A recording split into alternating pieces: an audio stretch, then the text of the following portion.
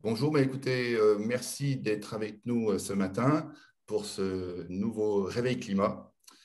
Je vais simplement vous dire un mot en tant que président du Centre français des fonds et fondations pour vous accueillir et puis voilà, vous dire que vous êtes de plus en plus de fonds et fondations à rejoindre cette coalition française des fondations pour le climat. Et au-delà du climat, tous ces enjeux environnementaux, on va en parler justement ce matin, avec un enjeu qui est important cette fois-ci, c'est l'éducation. Tout ce qui touche l'éducation, la transmission des connaissances, l'appropriation des enjeux. Et voilà, nous sommes dans un processus aussi d'éducation des fonds et fondations à travers cette coalition. Et c'est important d'entendre des spécialistes de ces enjeux-là. Alors, je vois que Béatrice est avec nous, Béatrice de Monlot, qui est la responsable de cette coalition pour le Centre français qui l'anime. Je vais donc passer la parole à Béatrice et Sandrine Mézano, que je remercie pour l'animation avec Béatrice de cette session, et puis tous nos invités qui sont là et qu'elles vont présenter. Voilà. Merci beaucoup Benoît et bonjour à tous. L'orage a eu vent de ma connexion Internet de Paris, ça arrive. Donc vraiment désolée de vous rejoindre en retard et alors que nos réveils sont toujours parfaitement à l'heure. Donc le sujet qui nous occupe aujourd'hui est vraiment important. C'est avec tous ces changements climatiques, et je viens d'en illustrer un, comment en fait apprendre autour du climat. Donc à tous les âges de la vie, bien entendu, et dans toutes les situations. Donc, peut-être un jour, y aura-t-il, puisque pendant que nous nous parlons, c'est l'épreuve de philo du bac, un sujet sur philosophie et climat. Et tous ces thèmes évoluent. Et c'est vrai qu'il faut commencer, je dirais, vraiment dès le plus jeune âge. Donc, c'est ce qu'on a essayé d'illustrer ce matin avec des expériences et des témoignages à différents âges et dans différentes circonstances. Tu peux laisser le programme, s'il te plaît. Donc,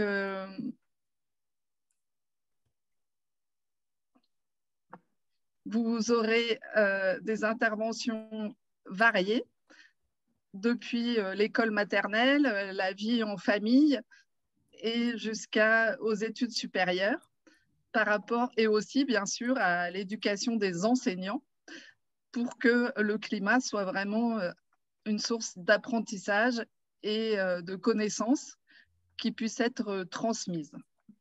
Donc, je vais donner la parole à Sandrine Mézano, qui est donc secrétaire du comité 21 et bénévole très active auprès du CFF, qui travaille aussi pour la Fondation La Main à la Pâte, et entre autres 1000 casquettes. Donc, Sandrine, je te laisse commencer.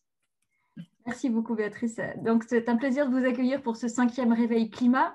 Donc c'est dans notre grand cycle des grands rendez-vous que nous donnons maintenant dans le cadre de la CFFC tous les mois. Et notre programme est très important ce matin et nous avons le plaisir d'accueillir effectivement un panel varié. Je vais citer tout de suite et les remercier encore nos témoins de la matinée. Puisqu'après une petite introduction de contextualisation que je vais vous faire, nous allons donner la parole à Mathieu Texier, qui est un étudiant à Centrale et à l'EDEC qui est très engagé aujourd'hui dans le manifeste pour un réveil écologique. Puis nous aurons l'intervention de Gaëlle Mingui du CRI, le Centre de recherche interdisciplinaire. Gaëlle est en charge du développement, de la stratégie et des nouveaux programmes. Il y a beaucoup de choses à nous raconter sur l'expérimentation et l'innovation au sein du CRI.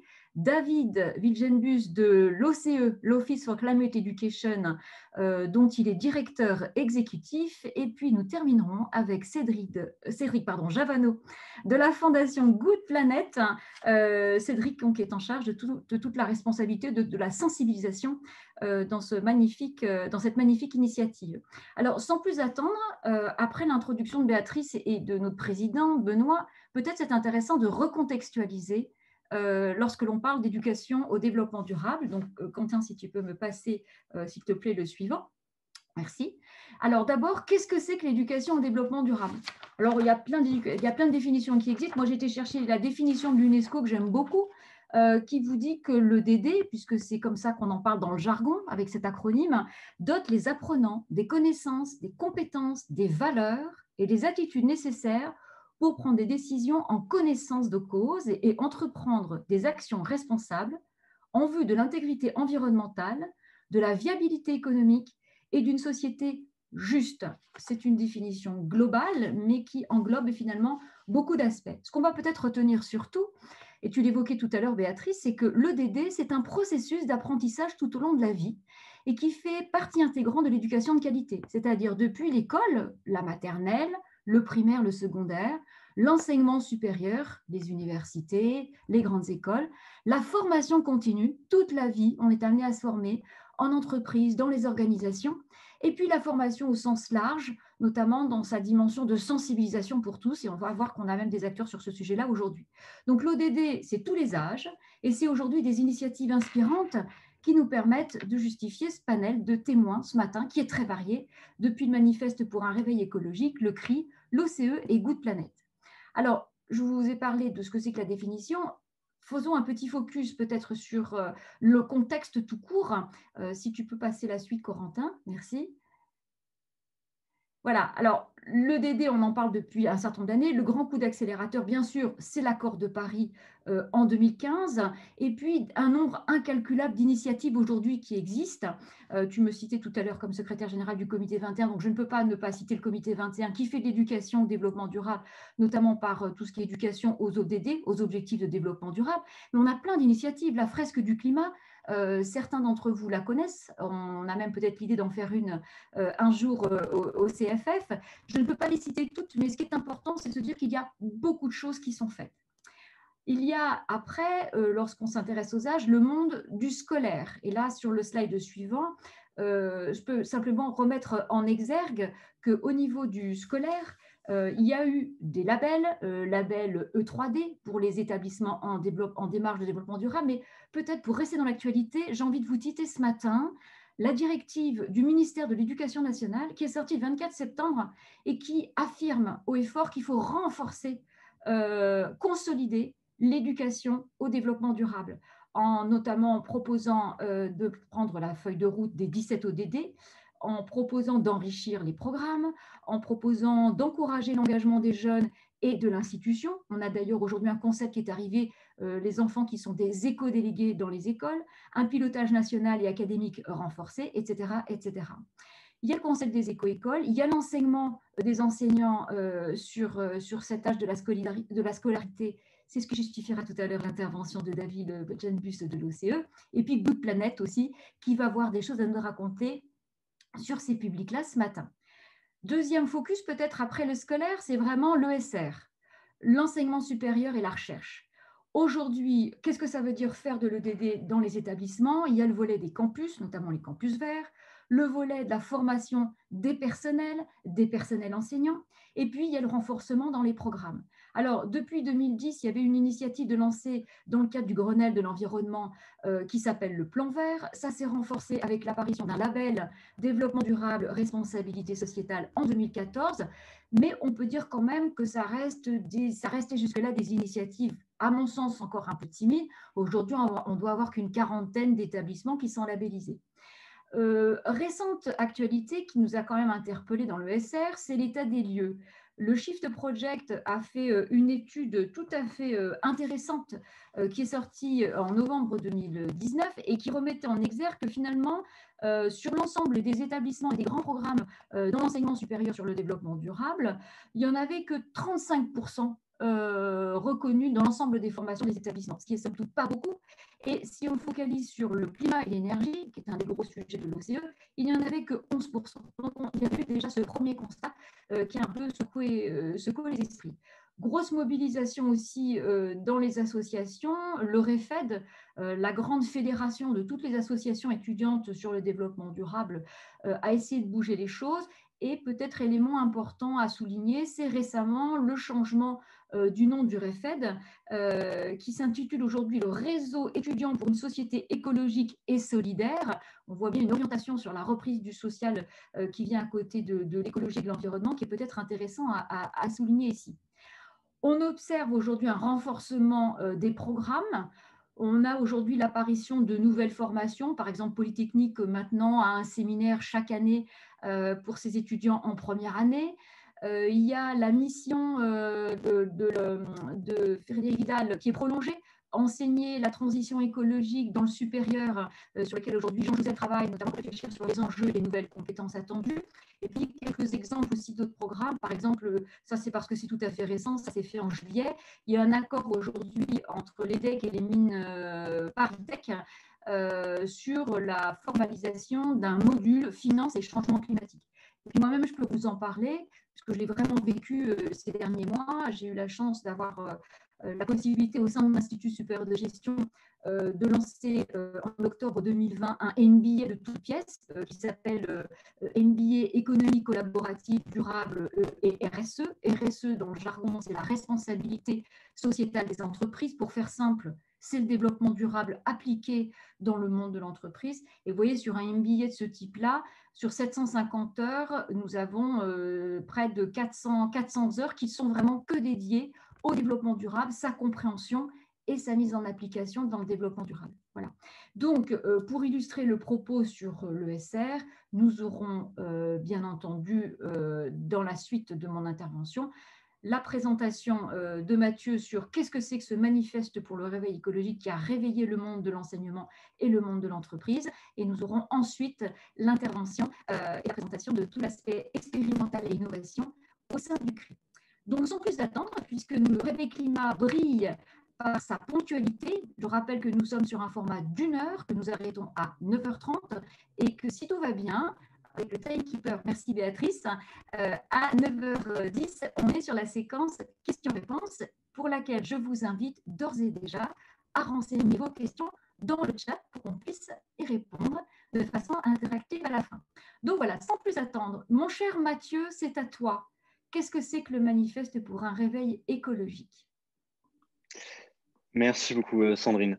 Donc effectivement, comme tu disais, moi je suis étudiant et donc je suis là pour représenter le collectif pour un réveil écologique qui a été créé suite à la publication du manifeste en 2018. Alors pour rappel, pour ceux qui ne le connaîtraient pas, le manifeste avait été publié avec pour objectif de faire savoir aux entreprises, aux établissements d'enseignement supérieur que les étudiants ne croyaient plus dans le système économique tel qu'il est aujourd'hui et qu'ils étaient déterminés à faire bouger les lignes. Il a, à l'époque, donc en 2018, récolté pas moins de 30 000 signatures, à date 32 000, essentiellement en France, dans les grandes écoles et les universités, mais aussi à l'international. Et donc le collectif aujourd'hui perdure et a pour objectif de continuer l'engagement du manifeste en créant et en mettant des outils à disposition d'étudiants et de jeunes actifs avec une approche qui est double, une approche par les employeurs, donc en guidant les étudiants dans le choix de leur employeur, ou une approche par l'intégration des enjeux écologiques dans les formations. Donc, je vais commencer par illustrer certaines actions qu'on met en place vis-à-vis des employeurs. Et donc, sur la slide suivante, une première qui vise simplement à servir de guide aux étudiants qui pourraient se poser des questions dans quel secteur travailler, pour quel employeur, quel métier. Et donc on vient répondre à toutes ces questions sur la base de nos expériences ou d'autres publications qui existent. Donc une première approche qui est celle de convaincre les étudiants dans le choix de leur employeur. Mais au-delà de ça, on va aussi à la rencontre des employeurs. Donc sur la slide suivante, rencontre des employeurs qu'on a faite en envoyant un questionnaire à un grand nombre de grandes entreprises françaises. Questionnaire auquel on a reçu beaucoup de réponses, qui sont maintenant publiés sur le site internet, qui permettent à des étudiants à nouveau, des jeunes actifs, de savoir quels sont les engagements écologiques des grandes entreprises françaises et de pouvoir potentiellement les comparer entre entreprises. Et depuis novembre dernier, donc sur la base des réponses à ces questionnaires, on organise des tables rondes qui vont confronter différents dirigeants de ces secteurs. Donc jusqu'à présent, le luxe et la grande distribution, encore une fois, pour informer les étudiants et les jeunes actifs sur les engagements écologiques de ces entreprises.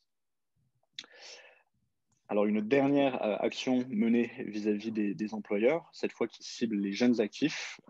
Donc c'est une initiative qui s'appelle Les Collectifs, dont le collectif pour un réveil écologique fait partie, et qui constitue à cartographier et à fédérer plus d'une trentaine de collectifs de salariés engagés. L'idée étant à nouveau d'informer les salariés de ces entreprises sur l'existence de ces collectifs, sur les actions qui sont menées par ces collectifs, mais aussi de pouvoir mettre en relation différents collectifs, de pouvoir partager des bonnes pratiques via une plateforme sur notre site internet à nouveau.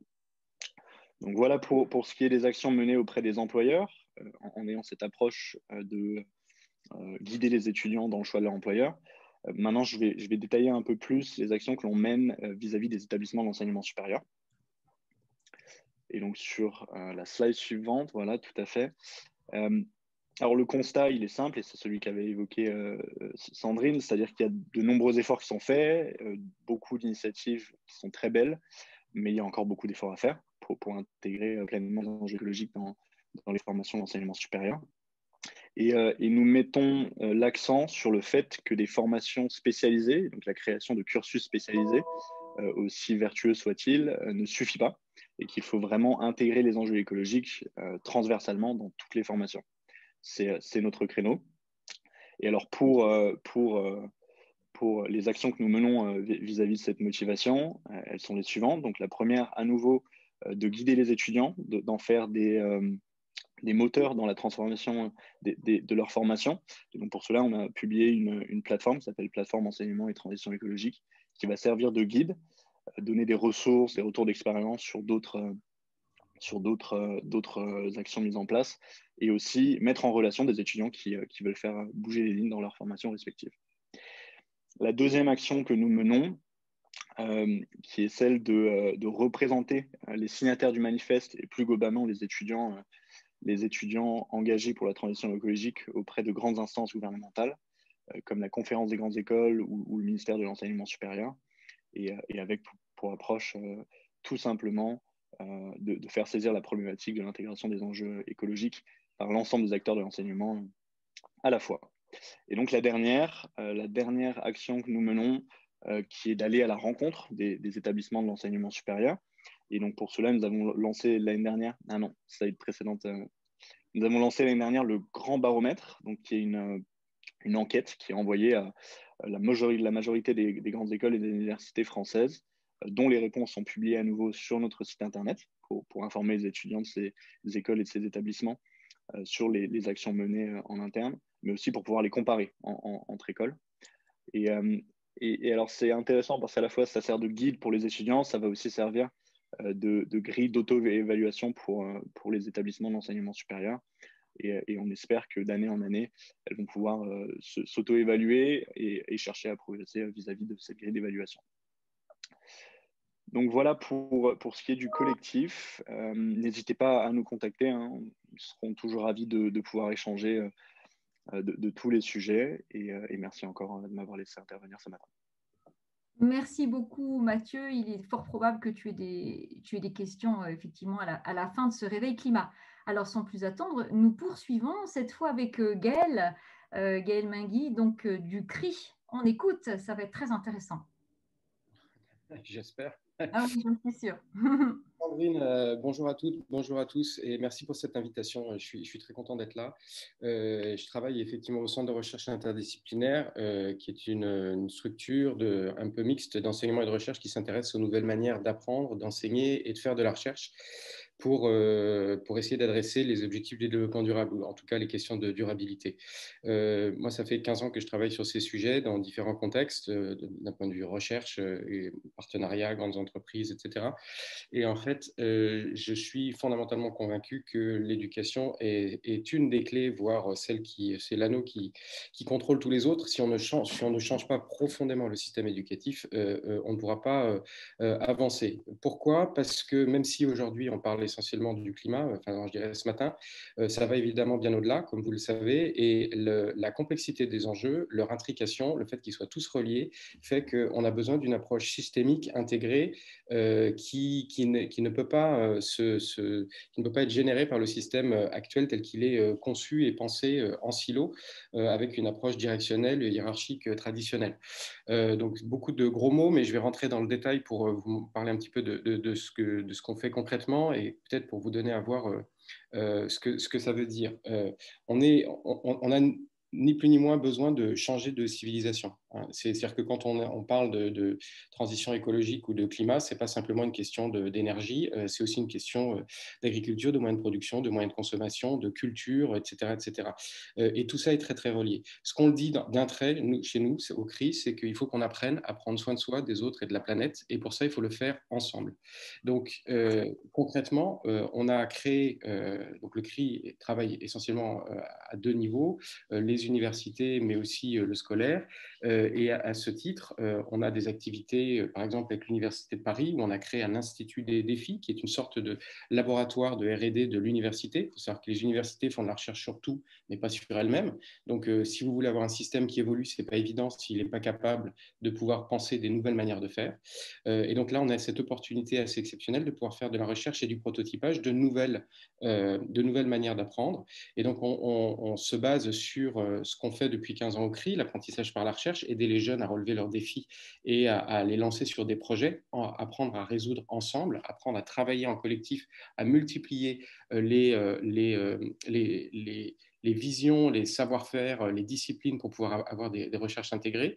Et par exemple, on a créé un semestre en licence qui est applicable en master, qu'on appelle un semestre d'école des ODD, qui permet aux étudiants, après avoir été immergés dans un socle commun, d'aller au-delà du contenu, qui doit être rigoureux et qui doit être intégré, mais aller dans le développement des compétences et des savoir-faire sur comment est-ce qu'on développe un projet, comment est-ce qu'on analyse les différentes causes et conséquences sur les différents ODD, comment est-ce qu'on pivote quand finalement l'idée n'était pas si bonne, etc., etc. Donc combiner ces savoir-faire qui sont normalement appris dans des disciplines différentes, parce qu'en sciences, on n'a pas nécessairement, dans les apprentissages scientifiques classiques, on n'a pas nécessairement une approche par projet dès la licence, mais en fait, on peut aller bien au-delà. En fait, l'approche par projet ou cet apprentissage par la recherche, comme je vous le disais, il peut commencer bien plus tôt. Et par exemple, depuis 2013, on a un programme qui s'appelle les Saventuriers, qui accompagne les enfants dans les classes, et maintenant à partir de 4 ans, sur comment est-ce qu'on peut développer sa propre curiosité et chercher ses propres réponses. Et ce système est très simple. On met en commun, on associe des enseignants qui souhaitent rentrer dans cette démarche avec des enseignants-chercheurs ou des jeunes chercheurs, et dans une discipline qui intéresse les enfants, et les enfants vont être guidés dans leur questionnement, et l'enseignant, au lieu de donner la réponse, va les aider à trouver par eux-mêmes les réponses qui correspondent. Donc cet apprentissage par la recherche, il est absolument, nous sommes convaincus que c'est une des clés essentielles pour relever les défis de demain. Pour une raison très simple, c'est que les défis auxquels on est confronté, ils sont par nature nouveaux, et que appliquer les recettes d'hier pour essayer de résoudre ceux de demain, ça ne va pas forcément marcher. Par contre, apprendre à cuisiner, ça marche, parce que quand vous avez des nouveaux ingrédients, vous commencez à savoir faire. Et donc, ces principes-là, qui sont ni plus ni moins que les principes de la recherche, la recherche, c'est une forme structurée de communauté de savoir, où les gens échangent sur ce qu'ils ont cru comprendre, et il y a une sorte de codification sur la manière dont vous interrogez le réel et la façon dont vous échangez là-dessus, la façon dont vous publiez ou produisez des résultats. Il y a des choses que l'on peut, sur ce schéma général d'apprentissage et de partage des connaissances pour co-construire, il y a des choses très génériques qu'on peut appliquer absolument n'importe où.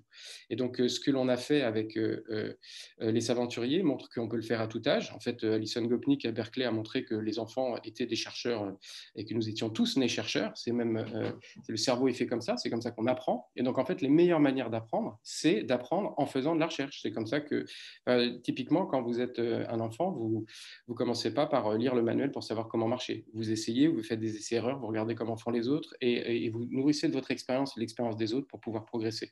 Cette manière d'apprendre, c'est ni plus ni moins que ce qu'on fait aujourd'hui. On est un collectif, on va apprendre les uns des autres, et puis on va avancer ensemble. Donc l'université a besoin de faire une révolution dans sa manière de concevoir les enseignements et l'apprentissage, et on n'est évidemment pas les seuls à le dire. Tout le monde le dit, entre guillemets. L'OCDE considère que le collective problem solving, c'est-à-dire la capacité à apprendre à résoudre ensemble, ça c'est notre jargon à nous, c'est la qualité numéro 1 que doivent développer les enfants dès le plus jeune âge. Et il y a des pays qui se sont déjà engagés dans cette voie. Les universités ne sont pas en reste. Il y en a beaucoup qui ont commencé à faire des choses très intéressantes dans ce domaine. J'en veux pour preuve peut-être l'une des plus avancées, qui est l'Arizona State University. Pour ceux qui ne connaissent pas cette université américaine, ils ont retiré les disciplines et ils se sont centrés uniquement sur des défis. Donc, vous ne rentrez pas en biologie, en physique ou en mathématiques, vous rentrez en climat, en biodiversité, en genre ou en développement économique. Et par contre, vous avez une vision globale et intégrée de l'ensemble des enjeux pour pouvoir travailler dans une spécialisation sur un défi pour essayer de trouver des réponses intégrées en groupe, en multipliant les formes de savoir. Donc, ça, c'est un exemple. Il y en a beaucoup, beaucoup d'autres. Et donc, pour finir là-dessus, parce que je suis un petit peu lent, on a créé avec l'UNESCO une alliance ouverte qui réunit l'ensemble des pionniers qui aident à identifier et promouvoir ce que font les pionniers dans le monde entier sur ces sujets, à tous les âges de la vie. Parce qu'on peut tous apprendre les uns des autres et il y a beaucoup de choses qui se font qui sont très très riches d'un sujet sur l'autre. Donc cette initiative s'appelle le Learning Planet, la planète apprenante, et on souhaite en faire une forme de laboratoire ouvert d'échange de savoir et promouvoir ensemble des nouvelles manières de faire pour accélérer cette transition qui est absolument nécessaire. Et une des choses que l'on fait pour le public, c'est l'organisation d'un festival de l'apprendre en janvier tous les ans. C'était initié il y a 2 ans à l'UNESCO. Ça aura lieu le 24 janvier 2022 pour la prochaine fois. Et si vous allez voir sur le site de Learning Planet, vous pouvez vous inscrire pour la newsletter. On serait ravis d'échanger avec vous et de pouvoir construire ce festival ensemble parce qu'il y a beaucoup, beaucoup de choses à faire. On doit tous être acteurs de cette transition et ça urge. Merci. Merci beaucoup Gaël. Ça nous fait une belle transition avec notre prochaine intervenante. On a parlé d'UNESCO, on a parlé des enfants chercheurs. Alors David, que se passe-t-il au niveau de l'OCE et qu'est-ce que c'est que l'OCE? Alors, est-ce que vous voyez mon écran? C'est en train d'arriver. Ça, c'est le principe du direct. Il n'y a pas de Voilà, souci, c'est bon? tout le monde comprend. Oui, oui. Ok, super. Donc merci Sandrine et merci à tout l'équipe du Centre français des fondations. Je suis ravi de vous présenter aujourd'hui un petit peu les enjeux et les missions de l'OCE, donc l'Office for Climate Education. Vous allez voir que c'est extrêmement lié à ce qui vient d'être dit. Alors, comme je pense que pour beaucoup, vous n'êtes pas très familier avec ce qu'est l'OCE, parce que c'est une structure un petit peu nouvelle dans le paysage éducatif, je vais faire une présentation très très vite, mais sans détailler tout ça. Mais l'OCE, c'est une fondation qui est sous l'égide de la fondation La Main à la Pâte, qui là, je pense, est beaucoup plus connue de la plupart d'entre vous. C'est une sorte de main à la pâte du climat, c'est-à-dire que la main à la pâte a pour vocation de rénover et promouvoir l'enseignement des sciences, et bien l'OCE fait la même chose, mais sur le thème spécifique du changement climatique. C'est une structure qui a été créée il y a 3 ans et demi et qui est depuis 1 an un centre sous l'égide de l'UNESCO. Donc ça, on en est très fiers parce qu'il y a très peu de centres sous l'égide de l'UNESCO qui travaillent sur l'éducation. Il y en a une dizaine en fait dans le monde. Et sur le changement climatique, on est vraiment les seuls. Et on est depuis quelques mois, on est devenu maintenant un centre observateur du GIEC avec lequel on travaille depuis le début, mais ça c'est enfin un petit peu officialisé ce partenariat. Donc d'un point de vue statutaire, l'OCE, c'est une structure de droit français installée à Paris, une petite équipe. Mais en fait, ces missions, on va le voir, sont très internationales. Et en fait, on travaille avec un réseau assez important, à peu près 70 partenaires dans une trentaine de pays. Et vraiment, notre action, c'est promouvoir l'éducation au changement climatique dans le système scolaire. Et nous, on a fait le choix de s'intéresser particulièrement à l'enseignement primaire et secondaire, justement pour compléter un peu ce que peuvent faire d'autres acteurs comme le Shift Project tout à l'heure qui avait été cité, ou même la toute première intervention qu'on a vue tout à l'heure. Alors, les missions de l'OCE, ces principes d'action, c'est essentiellement d'accompagner les enseignants et les systèmes éducatifs, mais avec pour l'instant un gros volet ciblé sur les enseignants, primaire et collège, un petit peu lycée, mais dans une moindre mesure. C'est vraiment primaire et collège notre cible principale, avec à la fois une action en France, mais aussi et surtout, je dirais, une action à l'international. Alors, pourquoi les enseignants? Bon, ça a déjà été dit tout à l'heure, le côté éducation, il est absolument central. Il y a eu tout un tas d'enquêtes à la fois de l'OCDE, de l'UNESCO, de l'IAP, qui montrent que vraiment l'enseignement formel est quelque chose de vraiment important pour la sensibilisation du public au climat. en fait, quand on regarde un petit peu, quand on travaille avec des élèves, même de 10 ans ou des enfants de 10 ans en France, il n'y en a pas un à qui on apprend que le changement climatique est en cours. C'est-à-dire, le but d'un enseignement comme ça, c'est pas d'apprendre que le climat se réchauffe. Tout le monde sait que le climat se réchauffe. Et en particulier, les enfants le savent. Le truc, c'est que la plupart du temps, ils savent des choses, mais ils ne les comprennent pas, ils les mélangent, ils n'arrivent pas à faire les liens de causalité, etc. Et donc, il y a, voilà, quand on sait quelque chose, mais qu'on ne le comprend pas, ça peut générer de l'angoisse. Et en fait, l'exposition médiatique ne suffit pas. Il y a un moment donné, il faut savoir relier, il faut savoir conceptualiser. Et c'est là que l'école entre en jeu. Et ce qu'on peut faire à l'école, on ne pourra pas le faire en dehors de l'école là-dessus. Donc c'est pour ça que nous, on a focalisé notre mission sur l'enseignement formel. Et sur cet enseignement formel, vraiment, la clé, c'est les enseignants. Et en fait, quand on regarde, que ce soit en France ou partout ailleurs dans le monde, les difficultés sont à peu près les mêmes. C'est-à-dire que les enseignants, pour la plupart, ils ne connaissent pas bien ce sujet-là, le sujet du climat. Même ceux qui sont très familiers avec l'éducation au développement durable sont très peu à l'aise avec le sujet du climat. Je vais vous donner juste un chiffre. Tout à l'heure, Sandrine a cité un chiffre du Shift Project qui disait que dans le supérieur, il y a à peu près 11% des projets ODD qui concernent le climat. Eh bien, au primaire collège, c'est 2%. Donc ça, c'est les chiffres donnés par le réseau Éco-École. Cette année, ils ont labellisé à peu près 900 établissements. Chaque établissement doit présenter un projet. Il y a 2% des projets qui concernent le climat. Et par contre, il y a 40% des projets qui concernent les déchets, par exemple. Et donc, on voit qu'il y a un gap énorme entre l'importance du sujet et la façon dont il est traité à l'école. Et ce n'est pas simplement parce que le ministère a sorti une circulaire ou changé les programmes que ça va changer quoi que ce soit. On est dans un système qui est très pyramidal, mais avec 900 000 enseignants à la base de la pyramide, il ne suffit pas d'un message qui vient de tout en haut pour que ça percole gentiment jusqu'en bas. Ça ne fonctionne pas, ça. Donc en fait, on se rend compte que pour que ça marche, pour que ça soit mis en place dans les classes, il faut vraiment agir auprès du terrain, c'est-à-dire auprès des profs. Et les profs, fondamentalement, ils ont besoin de deux choses, voilà, on va dire trois choses. Ils ont besoin d'outils pédagogiques de qualité qui traitent de ces choses-là. Ils ont besoin de formation. Ils ont besoin d'accompagnement au quotidien. Donc ça, c'est vraiment trois volets importants de ce qu'on fait. Le quatrième volet, c'est plus un support aux politiques publiques, au ministère de l'Éducation, etc.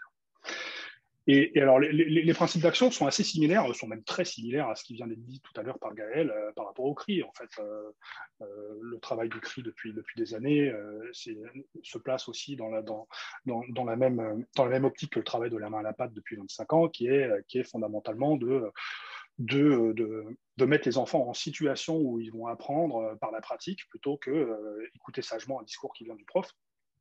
Donc, reproduire une démarche de recherche comme c'était dit tout à l'heure ou une démarche de projet. Et donc, même si à l'OCE, on va mettre en avant de façon très très forte l'interdisciplinarité autour d'un sujet comme le climat, c'est absolument indispensable. Malgré tout, il y aura toujours une colonne vertébrale très très forte autour de la science.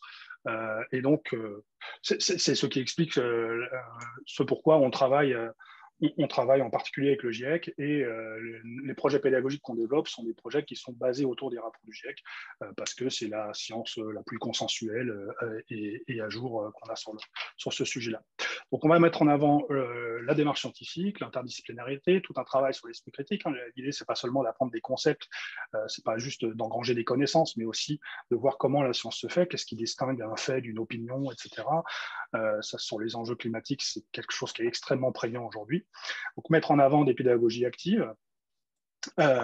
Et il va falloir trouver une façon de travailler, ce qui n'est pas si évident que ça, pour faire en sorte que d'une part, on ne va pas transformer les élèves en militants, ce n'est pas du tout le but. Il faut bien sûr les sensibiliser, il faut qu'ils comprennent ce qui se passe, il faut qu'ils soient sensibilisés aux enjeux et que si possible, ils décident d'agir, mais il ne s'agit pas de les transformer en activistes.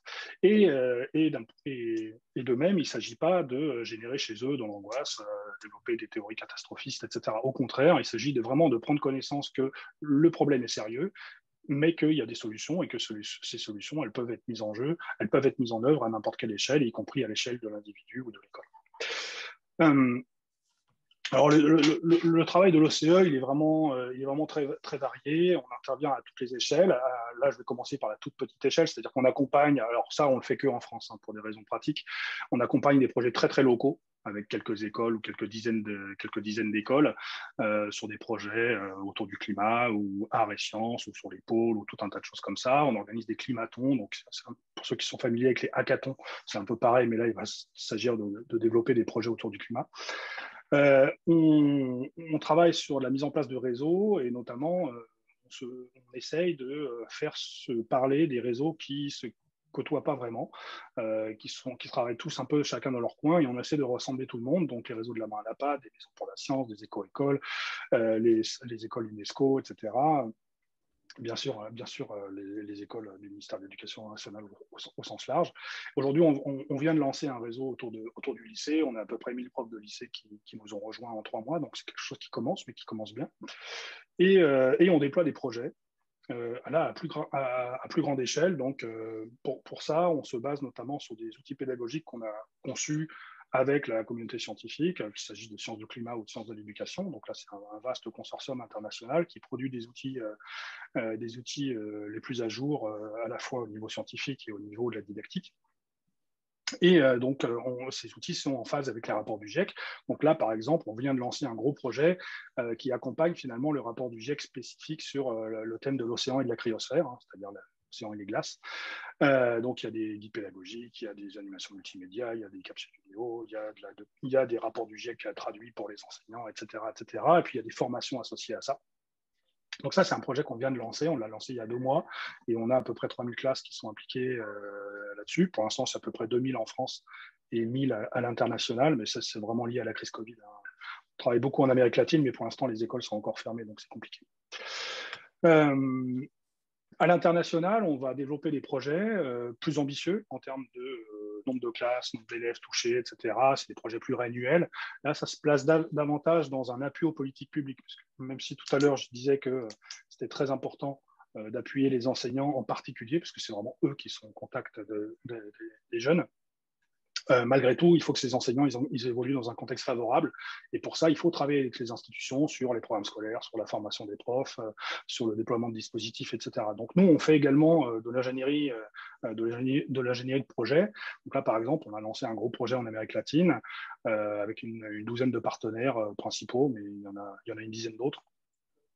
C'est un projet de 5 ans, voilà, un gros projet qui vise à... C'est un projet pour nous d'échelle moyenne, c'est-à-dire il est suffisamment gros pour qu'on puisse penser une généralisation et ce n'est pas juste quelque chose qu'on a fait avec 2 classes, mais il est encore gérable et on ne se substitue pas à un ministère de l'Éducation quand on fait ça. Donc typiquement, là, l'ordre de grandeur, c'est qu'on cherche à impliquer 10 à 20 000 classes et l'ordre de grandeur, c'est à peu près le million d'élèves qui sera touché. Et on va déployer des projets de ce type-là en France, même s'ils seront à moins grande échelle en termes de diffusion. C'est plus des projets plus qualitatifs que quantitatifs. Et on est en cours de montage d'autres projets, de nouveaux projets qui verront le jour probablement en 2022 ou 2023 en Asie et en Afrique, puisque voilà, la mission de l'OCE, c'est d'accompagner les enseignants partout, mais avec une focale très, très, très, très particulière sur les pays en développement. Voilà un petit peu ce que je voulais vous présenter ici. Je m'arrête là pour le moment et je serai ravi d'interagir avec vous. Merci beaucoup, David. C'est très riche, c'est très ambitieux et effectivement, cette ouverture à l'international que tu soulignes est tout à fait intéressante. Bien, dernière intervention de cette matinée avant notre séquence questions-réponses. On commence à avoir des questions d'ailleurs dans le chat. Je vous remercie, on va les traiter juste après. On va finir avec Good Planet. Alors, Cédric, qu'est-ce que c'est Good Planet? Parlez-nous un peu aussi de tous vos programmes de sensibilisation qui sont absolument magnifiques. Eh bien, déjà, bonjour à tous. Je suis ravi de pouvoir participer à ce réveil climat et du coup, merci au CFF de nous y accueillir. Alors, juste peut-être pour déjà mettre un petit élément de contexte sur ce qu'est Good Planet, si tout le monde ne connaît pas ce qu'est la Fondation Good Planet.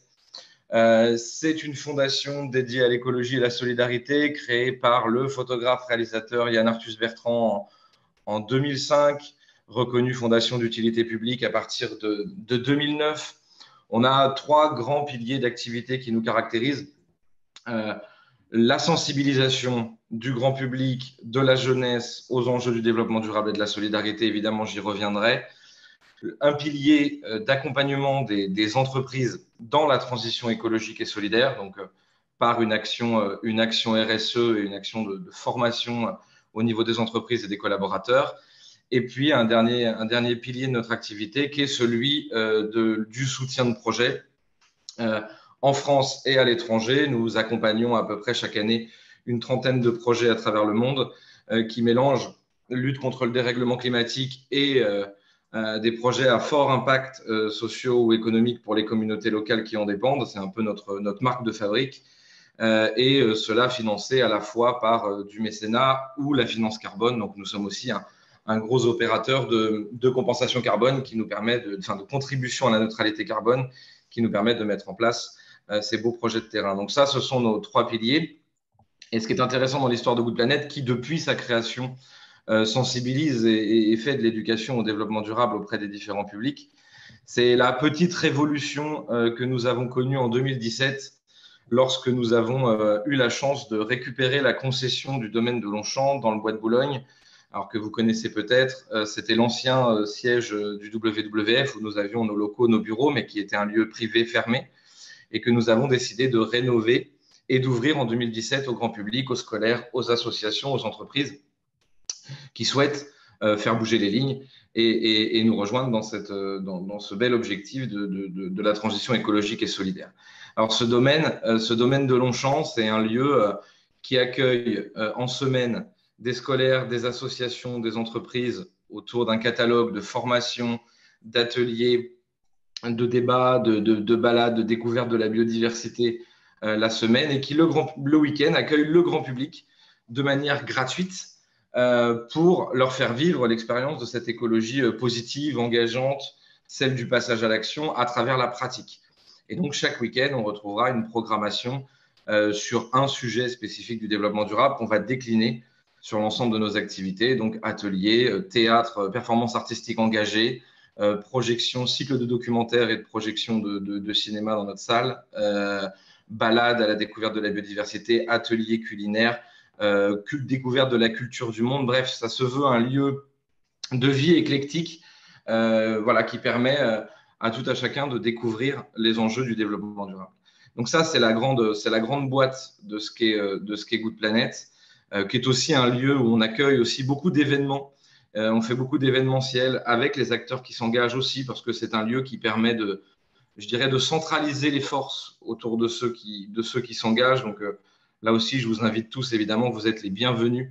Si un jour vous souhaitez profiter et utiliser les espaces du domaine de Longchamp pour venir y présenter vos initiatives, bien entendu, on sera extrêmement ravis de vous accueillir, puisque sa vocation, c'est d'être un porte-voix, un rassembleur des initiatives positives qui sont aujourd'hui autour de la lutte contre le dérèglement climatique. Donc, bien entendu, vous êtes les bienvenus. Pour vous donner quelques chiffres, en 2019, qui est un peu l'année de référence avant le Covid, on a accueilli 120 000 participants sur nos activités du domaine et à peu près 20 000 jeunes sur notre partie d'ateliers et de découverte de ces enjeux des ODD, on va dire au sens large de tous les ODD.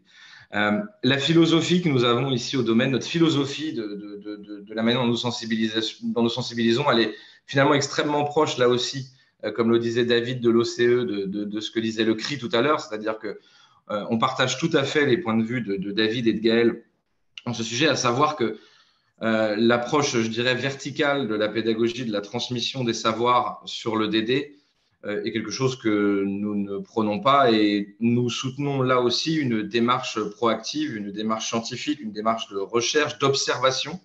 On a la chance d'avoir un lieu où, en gros, un atelier, pour prendre quelques exemples, un atelier biodiversité, quel que soit l'âge chez nous, passe par l'équipement des jeunes avec du matériel d'observation de terrain et la découverte, évidemment guidée, encadrée, mais avec énormément d'autonomie aussi, de ce qu'est l'écosystème qui les entoure, avec l'analyse de ce qu'ils y voient, la découverte des habitats, des pressions et des problématiques liées à la biodiversité par la manière proactive d'avoir découvert ce qui se passe autour d'eux. De la même manière, on parlait de la cuisine un petit peu, il y a eu tout à l'heure le mot « il vaut mieux apprendre à cuisiner » et la recette plutôt que directement le résultat. Je suis assez d'accord et ça se traduit même dans nos ateliers de cuisine, puisque pour prendre un autre exemple aussi sur le sujet de l'alimentation durable, par exemple, le premier palier important dans la sensibilisation à l'alimentation durable, c'est de remettre les gens en cuisine.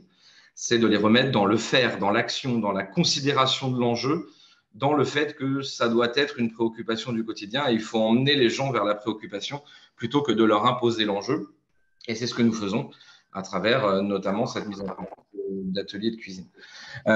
Et puis, je voulais juste aussi, pour parler un peu, à mon sens, des difficultés aujourd'hui qu'il y a avec la sensibilisation de la jeunesse. Alors, évidemment,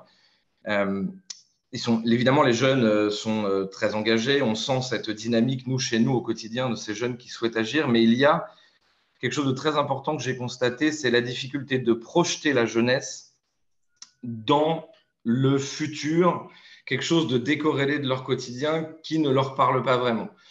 Aujourd'hui, quand vous parlez à un jeune, en tout cas au domaine d'une problématique qui va les toucher probablement, ou qui les touchera peut-être que dans 5 ans, 10 ans, 20 ans, 30 ans, ou qui touche à l'heure actuelle aujourd'hui plus un agriculteur du Bangladesh qu'aujourd'hui dans leur quotidien. Aujourd'hui, nous, notre enjeu, et ça c'est aussi historique de ce qu'est Yann Arthus Bertrand, c'est-à-dire quelqu'un qui donne à voir et qui rend accessible l'information et la parole des autres à l'échelle de la planète. Je suis convaincu que nous avons un travail pour essayer de projeter ces jeunes, de les remettre dans la place qui est la leur, de leur faire prendre conscience de la notion d'éco-responsabilité, de cette planète unique, de la responsabilité de mes actes locaux vis-à-vis du global, et finalement de travailler aussi une forme d'empathie et de bienveillance. Donc, c'est notre travail aussi est de permettre de donner à voir. Alors, il y a cette partie d'expérimentation, de démarche scientifique qui est au cœur de nos activités, mais il y a aussi cette dynamique de donner à voir le monde et sa compréhension. Et là aussi, je rejoins ce qu'on disait tout à l'heure, c'est-à-dire de ne pas imposer ce savoir, mais de travailler plutôt sur l'analyse d'images, la synthèse d'informations, l'analyse de documents pour ensuite essayer de faire sortir de cette jeunesse ses envies, ses ambitions, pourquoi pas ses colères, ses révoltes, et en tout cas son envie de projet. Et nous sommes là, nous, pour venir soutenir ensuite, faire naître, je dirais, cette envie de projet et ensuite les soutenir dans leur développement. Donc, juste pour prendre quelques exemples, par exemple, si on peut passer, Corentin, si tu veux bien, la slide d'après. Donc là, je parlais tout à l'heure de notre dynamique sur l'alimentation durable qui est réellement centrée sur la pratique. Donc, on a un gros volet alimentation, agriculture durable. On a aussi, si on peut passer aussi à la slide suivante, on a aussi un gros volet énergie et climat. Et là aussi, on essaye d'être originaux sur la manière dont nous pratiquons la pédagogie, cette pédagogie active. Nous avons créé très récemment 2 espaces d'escape game qui s'appellent Mission Énergie, qui sont des escape games gratuits au domaine de Longchamp, qui permettent d'expérimenter très concrètement les énergies, leurs économies et l'impact sur le climat. Là, vous avez un exemple d'une photo où les jeunes sont face à un simulateur du climat qui leur permet de réécrire l'histoire de l'énergie et eux-mêmes de créer le mix énergétique, de recréer le mix énergétique du passé, de tenir compte des enjeux climat et d'essayer de comprendre l'impact de leur choix sur le dérèglement climatique vis-à-vis des énergies. Nous avons la même chose à l'échelle aussi des économies d'énergie dans les foyers avec un appartement interactif qui permet aux jeunes et aux familles de venir pratiquer très concrètement les éco-gestes. Donc, il y a effectivement, c'est centré sur la mise en action, la mise en empathie, je dirais que les jeunes se réapproprient leur rôle au sein de la société. C'est pour nous fondamental et c'est ce qu'on veut faire au domaine. Et j'ajoute un dernier point de notre politique de sensibilisation, puisqu'on a beaucoup parlé des ODD. Vous connaissez peut-être aussi la Fondation Good Planet par ses kits de posters pédagogiques que nous distribuons gratuitement chaque année dans toutes les écoles de France. Et c'est le cas de ce dernier projet qui est sorti l'année dernière, qui est ce projet de poster sur les objectifs du développement durable. Donc, nous avons produit 60 000 kits de 17 posters pédagogiques sur les objectifs du développement durable qui sont diffusés gratuitement via les centres Canopé à tous les enseignants qui en font la demande sur le territoire français. Et là aussi, pour accompagner cette démarche, il ne s'agit pas simplement de diffuser du contenu, mais nous travaillons aussi localement avec beaucoup d'enseignants, mais aussi de structures de l'éducation populaire ou d'autres structures liées au bénévolat. Je pense notamment au Rotary dans la région Nouvelle-Aquitaine, où nous travaillons aussi avec des étudiants de résidence universitaire partout sur le territoire pour que ces réseaux et ces partenaires se fassent les ambassadeurs des ODD, portent des projets dans les écoles avec les enseignants autour de cette sensibilisation ODD et permettre l'émergence projet dans les écoles et de projets de jeunes. Pour citer un seul exemple, le projet en Nouvelle-Aquitaine avec le Rotary nous a permis de faire émerger une 50aine de projets de collégiens autour des ODD et de permettre aujourd'hui le développement de 4 projets portés par ces jeunes dans la région de Nouvelle-Aquitaine à partir finalement de ces kits de posters pédagogiques sur les ODD. Donc là aussi, nous, on a un rôle fondamental pour encourager ce passage à l'action de la jeunesse et c'est ça notre philosophie et ce que nous défendons au domaine tous les jours. Et je vous invite donc en conclusion à venir nous rejoindre et à venir découvrir ce beau domaine de Longchamp dans le Bois de Boulogne. Voilà, et je vous remercie. Cédric, merci beaucoup Cédric. Et je pense même que peut-être même la coalition des fondations françaises pour le climat auront même peut-être envie de proposer carrément un événement. On verra ça ensemble au sein de… Et on serait ravis de vous accueillir. Magnifique. Absolument. Bien sûr, on y songe. Absolument. À très bientôt. Merci beaucoup. Du coup, voilà, il y a eu des éléments d'échange dans le chat. Alors vraiment, désolé Vincent, je ne peux pas citer tout le monde. Il y a la FACH, bien sûr, Juan sur la fresque pour la renaissance écologique. Je ne peux pas citer toutes les initiatives, elles sont nombreuses. C'est bien de l'avoir signalé dans le chat ou même au niveau de l'initiative de l'association Bilan Carbone. Alors, on a 2 questions. Une question pour Gaëlle au sein du CRI. Qu'en est-il des collégiens? Apparemment, le CRI est moins sur les collégiens. Est-ce que ça s'explique? Et puis, une autre question pour Mathieu, après, sur voilà, le retour des étudiants qui interpellent les grandes entreprises sur le développement durable. Donc, je vais vous laisser chacun répondre peut-être à votre tour et peut-être d'autres questions arriveront après. Oui, merci Sandrine. Donc, on a le programme des aventuriers. Ça s'étend de la maternelle au lycée et couvre très largement le collège. On a formé 10 000 enseignants, donc il y a beaucoup de matière. Et notre retour, c'est que les jeunes sont très, très sensibles à ces sujets. Mais il y a une très grande disparité de milieux socio-économiques, de territoires. Ce n'est pas partout pareil. Donc, je peux comprendre que ce soit un enjeu particulier. Pour nous, le point le plus important, c'est que les jeunes, et ça a été dit, prennent l'information, reçoivent énormément d'informations qui sont très alarmistes, sans avoir aucun moyen d'action. Et ça se transforme en éco-anxiété. C'est maintenant caractérisé en psychiatrie. Et c'est dramatique. Enfin, on rentre dans une phase où les jeunes n'ont absolument plus du tout envie ne trouvent pas les moyens d'imaginer un avenir souhaitable. Donc, les moyens pédagogiques de les mobiliser, de les engager pour trouver des solutions et pour pouvoir construire eux-mêmes, être acteurs de leur futur est absolument clé. Et il n'y a pas d'âge pour commencer, comme le montrent Les Aventuriers ou Bâtisseurs de Possibles, qui vient de Design for Change, qui est un programme phare en Inde qui a touché littéralement des dizaines de millions de jeunes. C'est apprendre à résoudre ensemble, ça s'apprend dès le plus jeune âge et c'est absolument nécessaire pour lutter contre l'éco-anxiété notamment. Merci beaucoup. Donc sur la question plutôt cette fois pour le manifeste pour le réveil écologique, Mathieu, peut-être une… Oui, alors je vais la prendre dans l'ordre. Alors première remarque très, très pertinente et c'est souvent la première question qu'on nous pose. Parce que c'est plus facile à dire qu'à faire de choisir son employeur. Alors, ce que nous, on essaie de défendre auprès des étudiants, c'est qu'il y a un compromis à trouver et que ce compromis, il est propre à chacun en fonction des convictions de chacun, de la formation de chacun et qu'il faut absolument, qui rejoint un peu ce que Gaëlle disait, éviter l'éco-anxiété ou au contraire, un blocage sur le marché de l'emploi dans lequel les étudiants ne trouveraient plus d'emploi puisque non alignés avec leurs valeurs. Pour ce qui est des retours, alors oui, des retours sur des étudiants qui ont confirmé l'engagement de leurs entreprises, j'en aurais beaucoup, même s'il faut toujours garder à l'esprit qu'aucun employeur n'est parfait.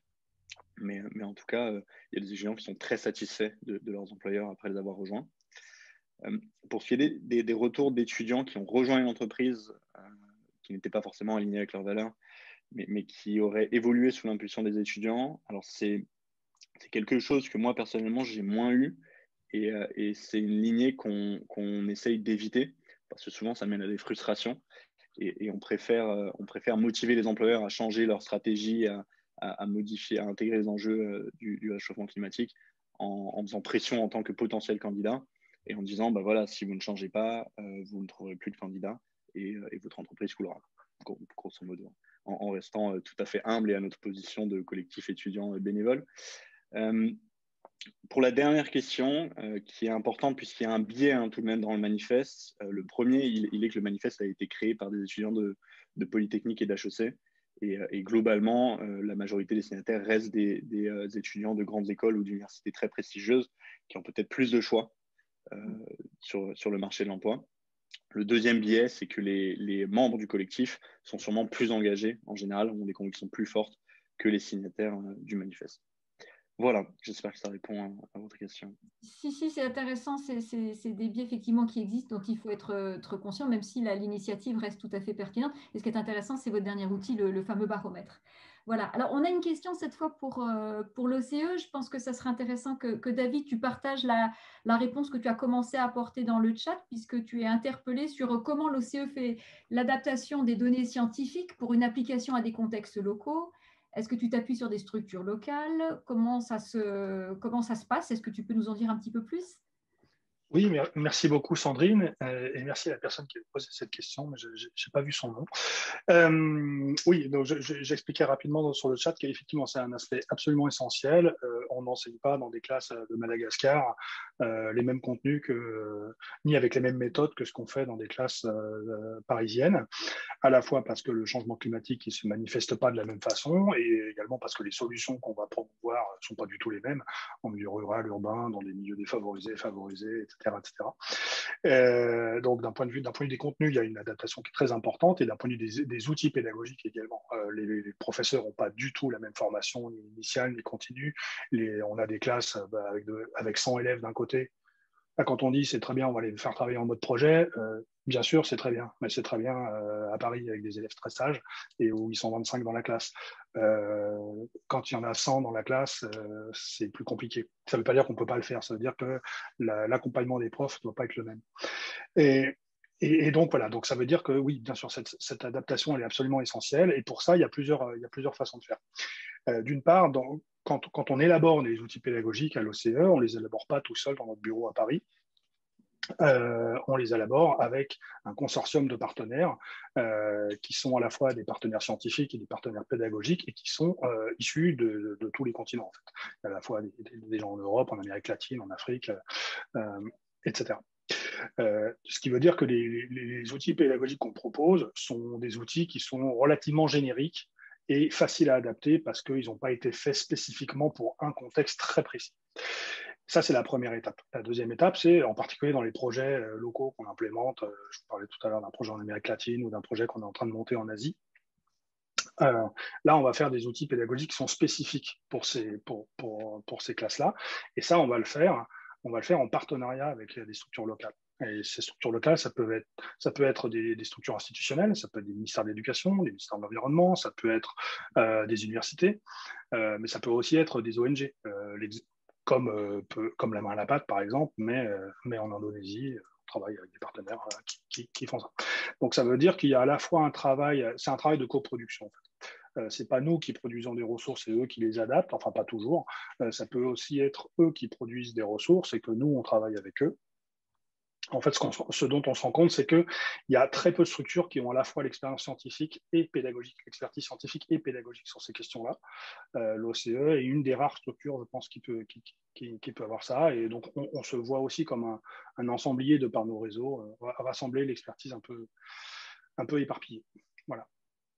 Merci beaucoup pour cette réponse complète. On se rend compte finalement ce matin que les projets sont très ambitieux, innovants, et demandent pour chacun beaucoup d'adaptation par rapport au contexte. Moi, je retiendrai le terme important d'éco-anxiété, et effectivement, il faut comprendre pour pouvoir agir, et je crois que c'est vraiment clé et central dans cette notion d'EDD, dont maintenant vous connaissez beaucoup d'aspects ce matin, même si on a un réveil climat, on ne peut pas tout aborder, mais là, on a déjà eu un bel échantillon. Et avant de laisser la conclusion, bien sûr, à Béatrice, j'ai juste envie de dire une chose qui m'a marquée, c'est Gaëlle qui le disait au début, oui, il faut prendre soin des autres, et il faut prendre soin de la planète. Je crois que c'est aussi une belle maxime pour illustrer l'ODD, ce qu'on cherche tous à faire en tant qu'opérateurs sur ces sujets, où les fondations ont un rôle majeur à jouer, soit en tant qu'opératrice, soit en tant que fondation distributrice. On voit bien que les projets sont nombreux et ils ont besoin d'être soutenus. Voilà, alors je regarde à nouveau s'il y a des questions parce qu'on est en train d'arriver à la fin. Non, c'est bon, on a tout traité. Donc, bon. Alors, pardon. Donc, je vous remercie vraiment toutes et tous, et surtout nos intervenants qui ont été très percutants, très précis, qui ont abordé plein de sujets finalement en si peu de temps et nous ont éclairés sur tout ce qu'on peut faire auprès des jeunes de notre connaissance et puis aussi chacun. Nous continuerons donc ces réveils climat en septembre avec le sujet femmes et climat, puis jeunesse et climat. Et ensuite suivra en novembre un réveil climat dédié à la COP26 avec ses enjeux. Donc, vous voyez des rendez-vous encore riches et denses, mais toujours en 1 heure. Et aussi, je voulais vous annoncer que nous avons à ce jour 98 signataires du manifeste de la Coalition pour le climat. Donc, n'hésitez pas à faire connaître autour de vous pour qu'on atteigne ce chiffre fatidique de 100. Et nous participons à une initiative internationale, pareil avec un manifeste climat, pour lequel nous apporterons les signatures françaises, donc, qui est gérée par une organisation qui s'appelle WINGS, dont nous faisons partie, et dans le but d'avoir le plus de signataires dans le monde à annoncer justement à la COP26. Voilà, je vous souhaite à tous une bonne journée et à très bientôt. Au revoir. Merci à nos intervenants. Au revoir, merci. Au revoir. Prenez soin de vous. Merci à tous. Bonne journée. Au revoir. Au revoir.